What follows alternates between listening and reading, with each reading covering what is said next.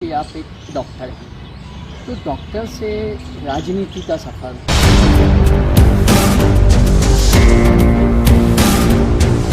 Youth Congress के जो कार्यकर्ता हैं, इनकी तैयारी कहाँ तक पहुँची है?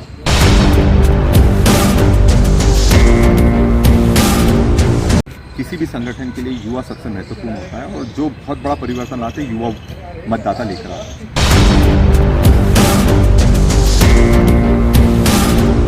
कभी फैमिली के साथ मार्केट में सब्जी लेने शॉपिंग करने जा पाते नहीं जा पाते?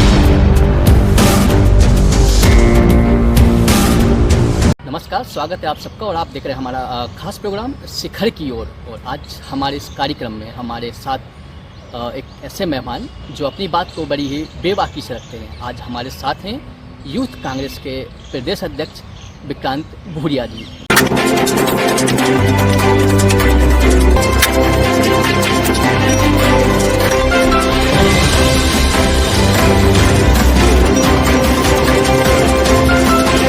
सर, बहुत स्वागत है आपका हमारे खास कार्यक्रम शिखर की ओर। Thank you. कि आप एक डॉक्टर हैं, तो डॉक्टर से राजनीति का सफ़र। डॉक्टरी भी एक सेवा का ही सबसे शिखर हम माने ऐसा कि प्रोफेशन जिसमें आप लोगों की जान बचाने का आपको मौका मिलता है, उनके जीवन संवारने का मौका मिलता है। और डॉक्टर के पास तब कोई जाता है जब सबसे ज़्यादा पीड़ा में होता है। तो एक किसी व्यक्ति को अगर अच्छे से समझना है तो मेरे ख्याल से डॉक्टर से बेहतर कोई नहीं समझ सकता। और लगातार काफ़ी लंबे समय से, क्योंकि मैं खुद MBBS करा, उसके बाद मास्टर्स करा सर्जरी में, और एक सर्जन के रूप में काफ़ी लंबी सेवाएं भी दी झाबुआ ज़िले में मैंने। तो कोशिश हमेशा ये रहती थी कि लोगों का जितना भला कर सकते हैं। तो जब आप इस फील्ड में होते हैं तो धीरे धीरे एक चीज़ और समझ में आई, क्योंकि कहीं ना कहीं राजनीतिक पृष्ठभूमि रही है हमारी, तो कि आप जितना एक डॉक्टर के रूप में लोगों की जान बचा सकते हैं, उनके लिए कुछ कर सकते हैं, उतना ही आप एक नेता और एक पॉलिटिशियन के रूप में भी उनकी जीवन संवार सकते हैं। क्योंकि आप जब पॉलिसी मेकिंग में आ जाते हैं, डॉक्टर के रूप में आप कुछ जीवन को प्रभावित कर पाते हैं, पर अगर आप सही में ईमानदारी से राजनीति में आते हैं, जनसेवा के भाव से राजनीति में आते हैं, तो आपको पता लगेगा कि सही तरीके से राजनीति करने से आप बहुत सारे लोगों के जीवन में परिवर्तन ला सकते हैं, एक सार्थक परिवर्तन ला सकते हैं। तो धीरे धीरे जब आप सेवा करते गए तो धीरे धीरे फिर लोगों को लगा कि आपको राजनीति में आना चाहिए। तो हम राजनीति में भी आए, और स्टूडेंट पॉलिटिक्स में मैं बहुत एक्टिव रहा हूँ। जब मेडिकल जब MBBS कर रहा था, MS कर रहा था मास्टर, तब मैं पूरे मध्य प्रदेश का जूनियर डॉक्टर एसोसिएशन जूडा का अध्यक्ष भी रहा हूँ। तो लगातार सारे मेडिकल कॉलेजेस में जाना, उनके मुद्दे उठाना, उनकी लड़ाई लड़ना, ये मतलब पहले से करता आया हूँ। तो कहीं ना कहीं एक रुझान था कि कुछ अपन ऐसा करेंगे जिससे बहुत सारे लोगों के जीवन में अपन कुछ परिवर्तन ला सकें। तो ये आपका जो फैमिली बैकग्राउंड देखा जाए तो फैमिली भी आपका पॉलिटिक्स से ही रहा है लगभग, तो आप उस विचारधारा से प्रभावित होकर पॉलिटिक्स में आए, आपकी खुद की व्यक्तिगत विचारधारा थी? देखिए, हमेशा से हमारा पूरा परिवार देश की विचारधारा से जुड़ा हुआ है, देश के भले के लिए जुड़ा हुआ है। और इसमें कांग्रेस की हमेशा वो विचारधारा रही है कि भाई से नहीं लड़ना चाहिए, भाईचारे को हमको बचा कर रखना चाहिए, सद्भावना आपको बढ़ाना चाहिए, प्रेम बढ़ाना चाहिए। जैसे जब मैं एक डॉक्टर के रूप में अगर देखूं, क्योंकि आज भी मैं प्रैक्टिस करता हूं जब भी मौका मिलता है, तो जब भी कोई मरीज़ आपके पास आता है तो आप ये नहीं देखते कि वो हिंदू है, मुस्लिम है, सिख है, ईसाई है। आप ये देखते हैं कि वो एक इंसान है और उसकी आप जान कैसे बचा सकते हैं। वैसे ही राजनीति में अगर कोई ऐसी पार्टी थी जो इस भावना को पूरी तरह से आत्मसात करती थी, वो कांग्रेस पार्टी थी। तो निश्चित तौर पर कांग्रेस की तरफ से हमेशा एक लगाव रहा है, एक रुझान रहा है। और देश के लिए जो कांग्रेस पार्टी ने करा है आज तक शायद कोई पार्टी कर नहीं पाई है। तो ये एक अंतरात्मा की आवाज़ भी आप बोल सकते हैं। और आपका जो अंदर का आपका नेचर है, उसके लिए सबसे अच्छा और जो देश के लिए कुछ परिवर्तन कर सकता है, वो कांग्रेस पार्टी कर सकती है। तो जैसे कि आप यूथ कांग्रेस के प्रदेश अध्यक्ष हैं, अभी हाल ही में भाजपा ने युवा नीति लॉन्च की है। देखिए, मेरा ये मानना था कि अगर आप युवा नीति लाते हैं तो उसमें आपको ये देखना चाहिए कि शिक्षा में, युवाओं के जीवन में आप शिक्षा के रूप में क्या परिवर्तन ला सकते हैं, रोज़गार के अवसर कितने पैदा कर सकते हैं, उद्यमी होने के नाते कितनों के आप अपना व्यापार शुरू करवा सकते हैं, स्वास्थ्य हो गया, खेल हो गया, इन सब अगर फील्ड में या फिर क्षेत्रों में आप युवाओं के लिए कुछ बहुत बड़ा कर रहे हैं तो वो युवा नीति कहलाता है। अभी दुर्भाग्य की बात यह है कि बीजेपी जब युवा नीति लाई है तो सबसे बड़ा सवाल ये उठता है कि 20 साल से ये क्या कर रहे थे। 20 साल से इनकी सरकार थी और अगर निश्चित तौर पर ये युवाओं के जीवन में परिवर्तन लाना चाहते थे तो ये शायद एकदम नहीं बोलते हैं कि आपकी सरकार बनी आप कर ले, पर 20 साल एक बहुत लंबा समय है। 4 सरकारें आप मान लीजिए, बिल्कुल, और 4 सरकारें जब आपकी निकल गई और जब आपका आखिरी समय बचा है, जब सब 2-3-4 महीने आपको बताया कि आपकी सरकार के 2-3-4 महीने बचे हैं, उस समय आपको युवाओं की याद आती तो ये कोई उनके भले के लिए नहीं है, आपके भले के लिए, भाजपा के भले के लिए। और जिस तरह से आक्रोश अभी युवाओं के बीच में, उनके मन में है, उनके जहन में है, जिस तरह से अगर वो रोज़गार की मांग करते हैं तो उनको डंडे पड़ते हैं, FIR हो जाती है, और लगातार ऐसी कोई एग्ज़ाम नहीं है जिसमें पेपर लीक नहीं हुआ है। आज हम बात करें कि 4 साल से कोई भर्ती नहीं निकली है, और अगर कोई भर्ती निकलती है तो उसका एग्ज़ाम नहीं होता है, एग्ज़ाम होता है तो पेपर लीक हो जाता है, पेपर लीक अगर नहीं होता है तो उनकी भर्तियाँ वो करते ही नहीं देने के बाद भी। तो युवा बहुत ज़्यादा परेशान है, क्योंकि हम देखें मध्य प्रदेश में आज भले ही सरकारी आंकड़ा 38 लाख का बोलते हैं कि 38 लाख बेरोज़गार हैं, बट ये आंकड़ा 1 करोड़ के ऊपर है। और ये ई-श्रम पोर्टल के माध्यम से अगर आप देखेंगे तो ये आंकड़ा 1 करोड़ 30 लाख का है। तो बहुत ज़्यादा बेरोज़गारी से युवा परेशान है। इनकी युवा नीति में कुछ भी नया नहीं है। आप देखिए कि इन्होंने बोला था कि 1 लाख रोज़गार देंगे हर महीना, ये तो 2018 से भी बोलते आ रहे हैं। इनके खुद के बीजेपी के घोषणा पत्र में ये लिखा हुआ था कि 2018 के दृष्टि में कि हम 1 लाख रोज़गार हर महीने देंगे। उसका क्या हुआ? और अभी तक उसको पूरा नहीं कर पाए। सबसे बड़ी इनकी फेलियर है या फिर इनका जो मानसिकता है वो पता लगती है। रोज़गार मेले शुरू करें, ये कोई भी चीज़ शुरू करते हैं तो बहुत तामझाम से करते हैं, उसको एक इवेंट बना कर करते हैं। रोज़गार मेलों की शुरुआत करी इन्होंने। रोज़गार मेलों में क्या करा, इन्होंने 16 करोड़ से ज़्यादा रुपए खर्च किए, और उसमें पूरे रोज़गार मेले में, पूरे प्रदेश की बात कर रहा हूँ, सिर्फ 21 लोगों को नौकरी मिली। तो आप समझ सकते हैं कि 1.5 करोड़ की एक नौकरी, ये वाला आंकड़ा तो मैंने कभी नहीं देखा पूरे देश में और विदेश में भी नहीं सुना कि 1.5 करोड़ में एक नौकरी मिली है। तो 1.5 करोड़ की अगर ये नौकरी दे रहे हैं, इतनी ज़्यादा विफलताएँ। 10वीं 12वीं की परीक्षा की हम बात करें कि ऐसा अगर जो सरकार 10वीं 12वीं की परीक्षा अगर ढंग से नहीं करवा पाती बिना पेपर लीक है, 14 पेपर हुए थे, उसमें से 11 लीक हो गए, और ये सरकार सबसे पहले मानने को तैयार नहीं कि पेपर लीक हुआ है। मतलब युवाओं के भविष्य के साथ खिलवाड़ हो रहा है, और आप ये मानने को तैयार नहीं हो कि आपने खिलवाड़ कर दिया। इससे बड़ा अंधेर नगरी चौपट राजा का किस्सा आपको कहाँ देखने मिलेगा, जो हमको मध्य प्रदेश में देखने मिल रहा है। तो जो सरकार 10वीं और 12वीं की परीक्षा ढंग से नहीं करवा पाती, वो युवाओं का भविष्य सुरक्षित क्या रखेगी? हम व्यापम को हमने देखा, 45 लाख से ज़्यादा परिवार प्रभावित हुए थे, 90 अरब का ये घोटाला था, और लगातार नर्सिंग घोटाला, मतलब इतने घोटाले हो गए कि आपको अब याद भी नहीं, धीरे धीरे समझ में आएगा कि कितने घोटाले हो गए, और किसी पर कोई कार्रवाई नहीं है।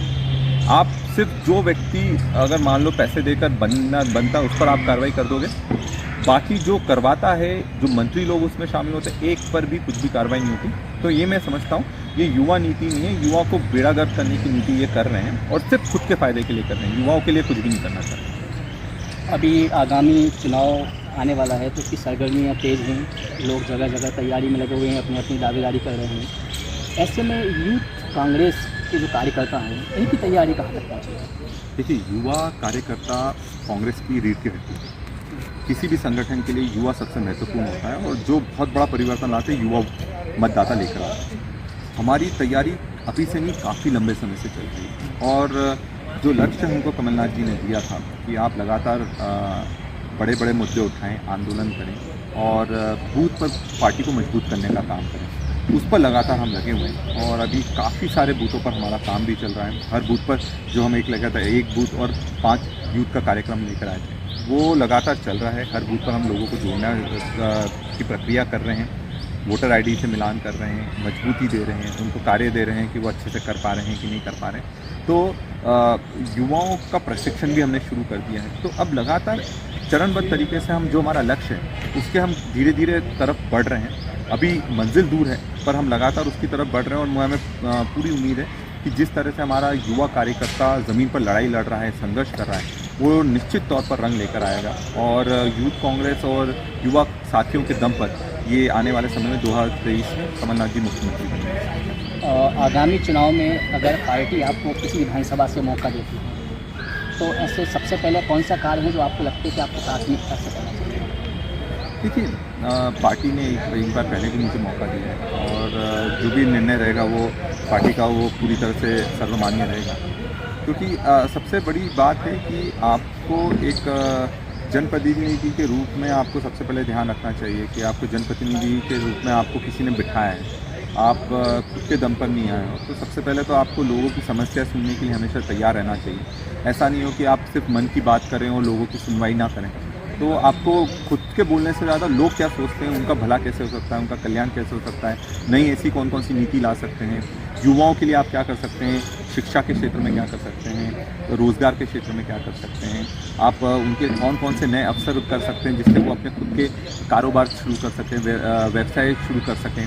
और स्वास्थ्य सबसे ज़्यादा प्रायोरिटी देते हैं, शिक्षा स्वास्थ्य ये सबसे ज़्यादा महत्वपूर्ण रहते हैं किसी भी क्षेत्र में, उन पर आपको बहुत सारा ध्यान देना चाहिए, क्योंकि हम काफ़ी लंबे समय से मेडिकल कॉलेज की हमारे क्षेत्र में कोशिश कर रहे हैं। तो हमारा पूरा प्रयास रहेगा कि मेडिकल कॉलेज और इंडस्ट्रियल जो कॉरिडोर के तैयार करने का और नए रोज़गार, क्योंकि हमारे आदिवासी क्षेत्र से आते हैं और सबसे बड़ी दुख की बात है कि यहाँ पर पलायन बहुत ज़्यादा रहता है, क्योंकि सरकार इस तरह की नीतियाँ नहीं लाती हैं कि जिससे उन युवाओं को बाहर जाने से रोका जा सके। तो सबसे बड़ी प्राथमिकता तो यही रहेगी कि हमारे जितने भी साथी हैं, भाई हैं, बहन हैं, उनका पलायन हम रोक सकें। उनके लिए जो भी नए अवसर हमको करने हैं वो हम अपने ही क्षेत्र के माध्यम से उनको उपलब्ध करना है। बीजेपी ने कई सारी योजनाएं बनाई हुई हैं, कौन सा वर्ग है ज़्यादा पिछड़ा हुआ है जिनकी योजनाओं को अनदेखा किया गया है? देखिए, सिर्फ झाबुआ नहीं, आप अगर पूरे प्रदेश की बात करें तो सबसे ज़्यादा आदिवासी क्षेत्रों में आपको शिक्षा का स्तर सबसे गिरा हुआ मिलेगा, स्वास्थ्य का स्तर सबसे गिरा हुआ मिलेगा। वहाँ पर आपने ऐसे व्यवसाय या फिर ऐसे कारोबार शुरू नहीं करोगे जहाँ पर उनका रोज़गार मिल सकेगा। और मनरेगा जो पहले कहा जाता था कि एक जीवनदायिनी थी, जो केंद्र सरकार में कांग्रेस की यूपीए सरकार लेकर आई थी, उस मनरेगा को पूरी तरह से इन्होंने बंद कर दिया है। तो जो रोज़गार के साधन थे कि जो आपको कम से कम उतनी मेहनत कर उतना आपको मानदेय मिलेगा, वो भी आपने पूरी तरह से बंद कर दिया। तो आज के समय में आदिवासी क्षेत्र सबसे ज़्यादा प्रताड़ित हैं, सबसे ज़्यादा दिक्कत में हैं। और जिस तरह की कानून व्यवस्था पूरे मध्य प्रदेश में बिगड़ती जा रही है, आपने देखा होगा कि लगातार अभी महू का कांड हुआ जिसमें पुलिस ने गोली चलाकर एक आदिवासी को मार डाला।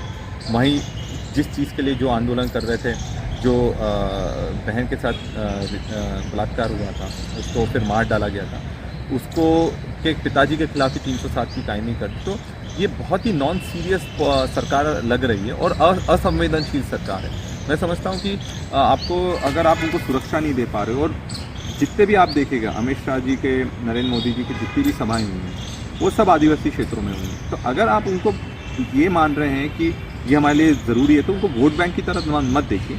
आप सही में कोई उनके जीवन में अगर परिवर्तन ला सकते हैं तो आपको लाना चाहिए, और अगर नहीं ला सकते हैं तो आप उनको सिर्फ भेड़ बकरी की तरह वोट बैंक की पॉलिटिक्स के रूप में देखेंगे तो आदिवासी भी बहुत समझदार हो गए। आप उनको जब शिक्षा नहीं दे पा रहे, स्वास्थ्य नहीं दे पा रहे, रोज़गार नहीं दे पा रहे, तो वो आपके साथ क्यों जाए? जो कि आप डॉक्टर होते तो शायद फैमिली को भी टाइम दे पाते, लेकिन आप जो राजनीति में हैं, आपकी व्यवस्थाएं काफ़ी बढ़ी गई हैं, तो मुझे नहीं लगता कि आप इन सब चीज़ों से आप फैमिली को भी टाइम दे पाते होंगे। नहीं, निश्चित तौर पर मेरी वाइफ भी गायनेकोलॉजिस्ट ही है, वो भी डॉक्टर ही है, हम सब साथ में पढ़ते थे, तो बहुत कम समय दे पाता हूँ। और क्योंकि आपको महीने में 25 दिन बाहर रहना पड़ता है, बट कोशिश रहती है जितना समय दें अच्छा समय दें।